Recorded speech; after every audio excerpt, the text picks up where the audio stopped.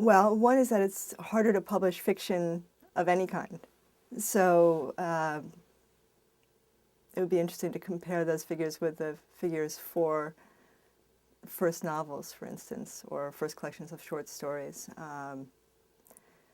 It may be that just as many are being published, but fewer are being published by major publishers. So in general, there's a contraction of literary publishing that's been going on since the contraction of independent bookstores, the mergers of many small publishers into larger corporations. So there are now really far fewer major players in the publishing world than there were even when I started 20 years ago.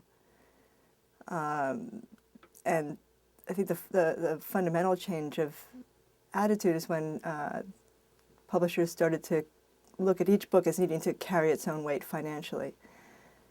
So whereas in the golden age of American publishing,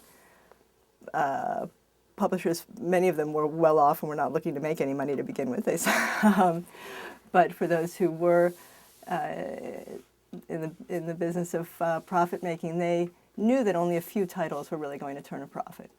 And they expected that those few bestsellers would carry the more noble part of publishing, the serious literature that might not make any money. But presumably as more MBAs started to come into the workings of publishers and publishers became more corporate, we now believe that every book needs to carry its own weight, needs to carry an equivalent share of the overhead cost as a big bestseller. So sort of per copy, that book needs to contribute as much to salaries and health insurance and lights as a big bestseller, which really makes it much harder to publish books that might only sell a few thousand copies. And almost all translation falls into that category and has the additional impediments of the additional cost for the translation and the fact that it's much harder to promote authors. So in this period as well, it's become essential that authors promote themselves. It's very hard for a foreign language author coming into this market with no experience with American entrepreneurship and self-marketing to be able to do that, even if they speak English. And of course, most of them are writing in their foreign language because they are. That is the language they're comfortable in. They're not comfortable writing or speaking in English. Some can speak in English, but in such a way that with enough of an accent that radio programs might not want to interview them. You might not want to interview them.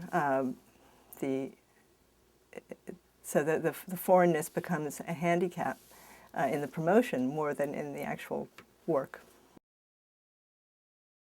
The wonderful thing about publishing is that there's so much serendipity, so there's no one path to publication. In some cases, authors are living in the States because they have a teaching job at a university, or they are journalists based in the United States for a period, and they form connections that make it easier for them to get published in English. In other cases, they win a Nobel Prize, and suddenly publishers are scrambling for the rights to works that they had previously completely ignored. What Words Without Borders has tried to do is provide the kind of route to publication that small magazines have served for English language authors, or even big magazines. So for instance, if an English language fiction writer has a story published in the New Yorker and nobody's ever heard of that writer before, suddenly there's a rush to publish works by that author. Other English language writers have gotten known through the Paris Review or Granta or any number of well-regarded quarterlies. There has been really no such thing for writers in translation because the small journals usually didn't have people who could read foreign languages, or didn't have a large enough net connections among translators. You know, some journals have done some, but Words Without Borders is really the only one, to my knowledge, that focuses exclusively on literature and translation and has really put all of its energy in seeking new work into building a network of translators, foreign publishers, and other reliable allies to recommend work for translation and publication. Mm-hmm. The best translations are done by people who are also writers, and it's much more common in Europe, for example, for literary writers to also try their hand at translation. In some cases, it's actually to make a living at translation to support their own artistic work. Now, in this country, there's just no opportunity to make a living doing translation, so, and writers are just much less likely to study foreign languages and to really have a foot in another language. That's not to say there aren't any, but it's just much less common. So it is hard to find good translators. There's a lot of academic translation, which I think is not as strong, where an academic is coming to something from a particular ideological point of view or a sense of the nonfiction interest of the work, but perhaps a less strong sense of the texture of the language as a poetic or literary endeavor.